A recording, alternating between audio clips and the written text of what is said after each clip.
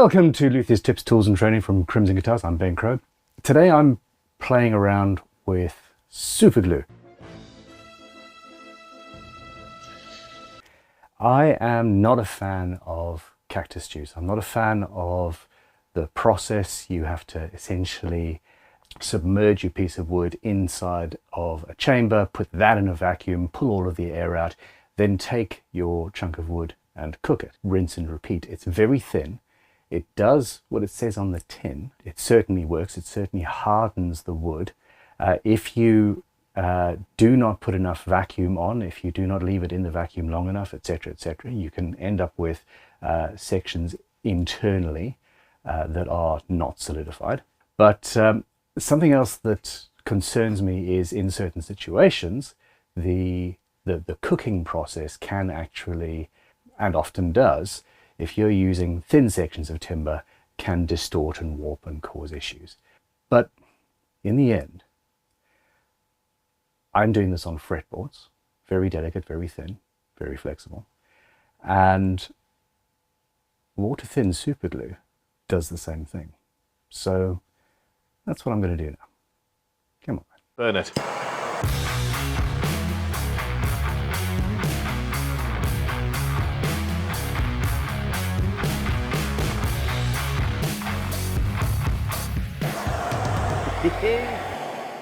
Now we're making a matched pair of guitars. The brief was, Ben, what would your absolute favorite instrument be? And it's a toss-up between a Les Paul Junior and a Telecaster. And well, we decided to make both of them. And if you're on the ball, these fretboards are Kauri. This stuff is 42,000 years old. This is the same material left over from the last Kauri build.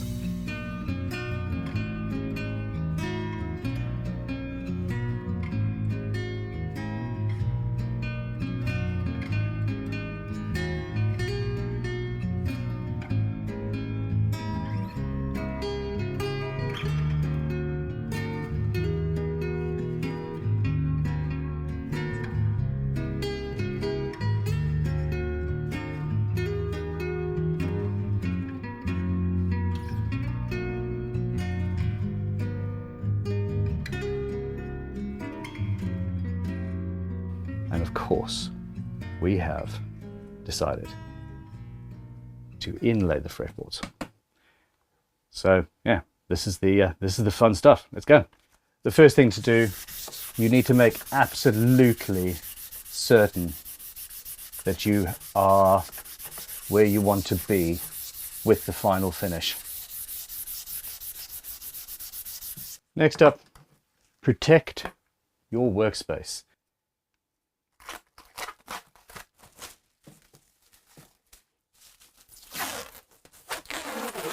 Wow, that's a noise.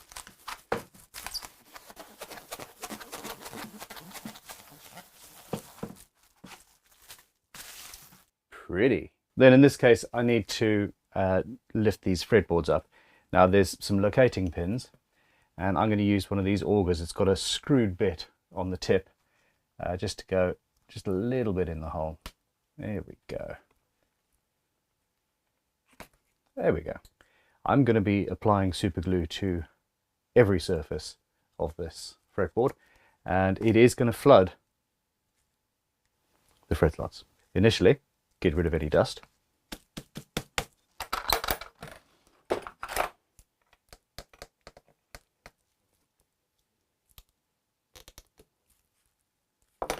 Now for the glue. So this stuff is very thin. It is going to penetrate absolutely everywhere. But, and here is the, here's what I learnt in the last, well, the last time I used this Kauri. Do not apply the glue and then just leave it to sit, because sanding all of that back down is an absolute nightmare. Do it like this.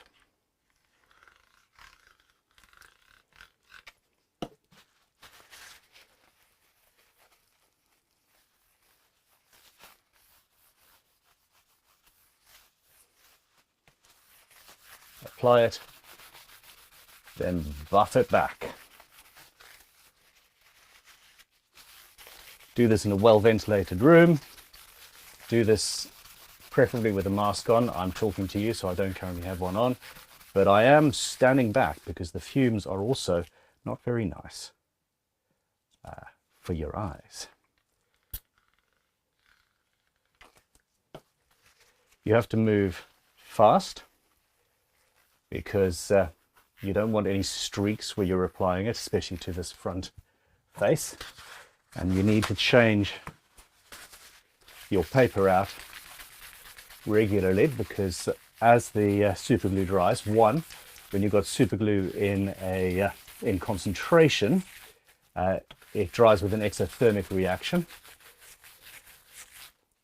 i.e. it heats up, and two, it creates scratchy bits on the paper, which is not what we want.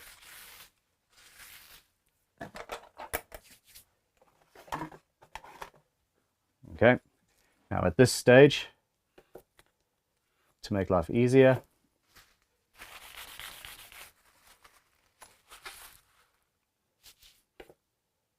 just go through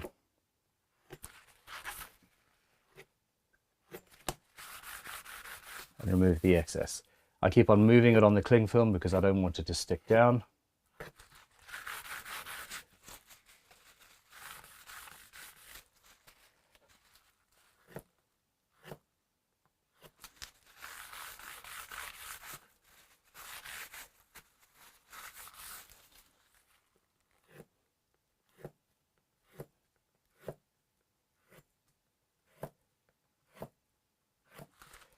And this is just making life easier for myself later. I will, of course, go through the slots with a saw afterwards. But if I've removed wet material before it's cured, well, it's just better, isn't it?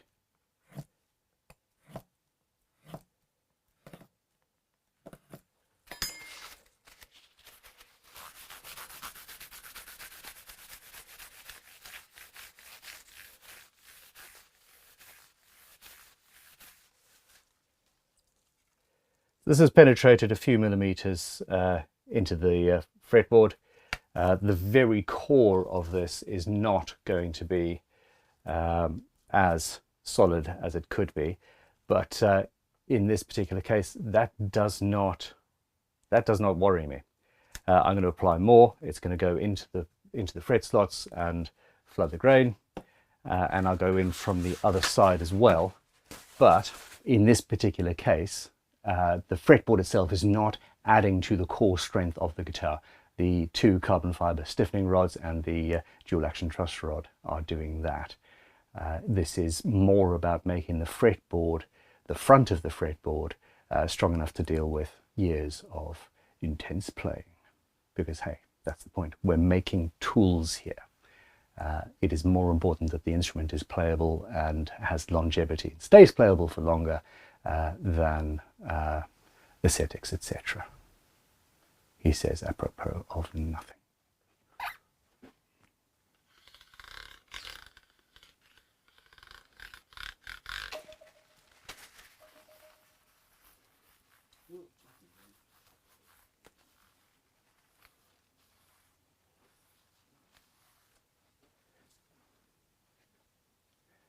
Okay, now that I've got maximum penetration, I'm not taking it off as rapidly. I'm leaving it to seep in a little bit and then just building off. And as it starts to cure,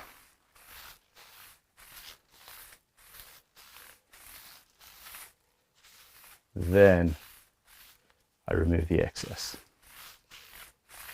And essentially I'm building up, well, I'm building up a finish it's a viable alternative to lacquer and spray cans and things, as long as you're wearing the proper protection gear and do it this way. The first time I realized that this was an option for a finish was watching pen turners who use this as a finish on a lathe.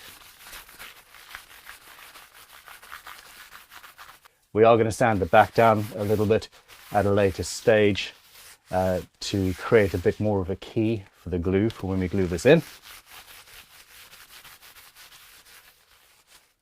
That's super glue falling out of my fret slots, which is good.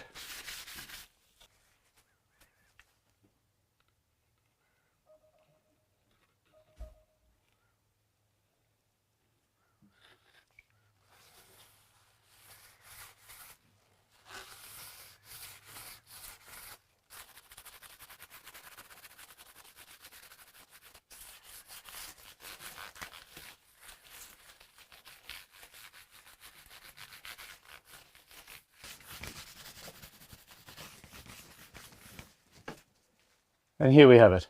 That is like, I don't know, probably 7 or 8 applications applied, then wiped off, then applied, then wiped off, and it's done.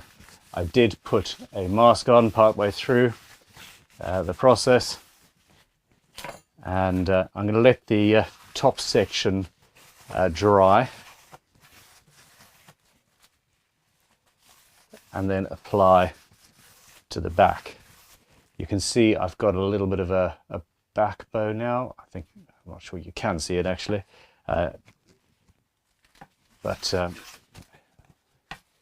that's not a problem. Everything will be counteracted as we go to the next stage. Okay, yeah, mask back on, and I'm going to carry on doing this.